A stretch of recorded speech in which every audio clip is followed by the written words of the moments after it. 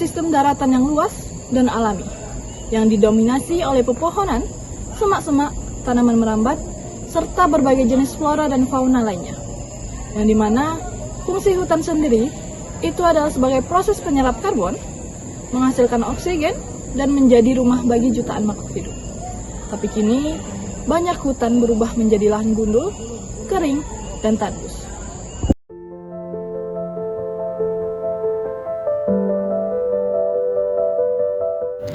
Faktor paling dominan yang menyebabkan lahan gundul itu adalah dari aktivitas manusia, seperti aktivitas penebangan tanpa izin yang merusak tutupan hutan secara masif.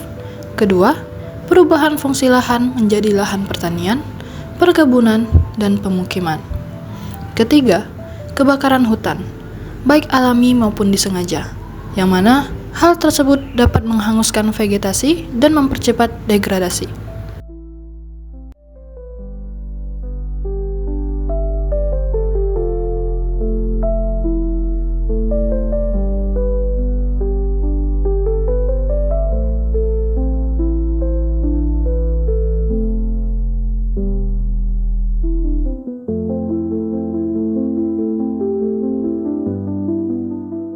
Bahkan, di setiap tahunnya, Indonesia kehilangan beberapa jutaan hektar tutupan hutan. Berdasarkan data dari Global Forest Watch di tahun terakhir 2023, Indonesia mengalami kehilangan sekitar 1,02 juta hektar tutupan hutan, termasuk hutan primer dan sekunder. Permasalahan hilangnya tutupan hutan dan lahan gundul ini bukan hanya masalah lingkungan semata, tapi juga berdampak pada sosial dan ekonomi masyarakat.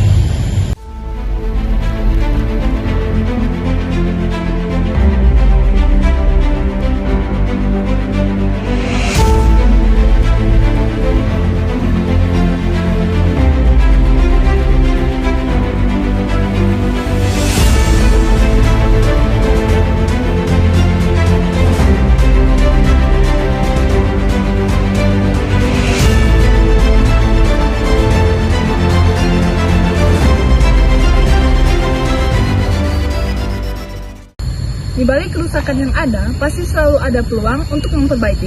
Salah satu langkah nyata yang dapat kita lakukan saat ini adalah melalui reboisasi. Sebenarnya apa sih reboisasi itu? Menurut Peraturan Pemerintah Nomor 23 Tahun 2021, reboisasi adalah upaya penanaman jenis pohon pada kawasan hutan untuk mengembalikan fungsi hutan. Dengan kata lain, reboisasi ini merupakan kegiatan penanaman kembali jenis pohon pada kawasan hutan yang telah berkurang tutupannya atau rusak untuk mengembalikan fungsi hutannya kembali. Bukan sembarang tanam, namun kita memilih bibit pohon yang asli dari daerah itu agar spesies yang ditanam dapat sesuai dengan kondisi lingkungan setempat.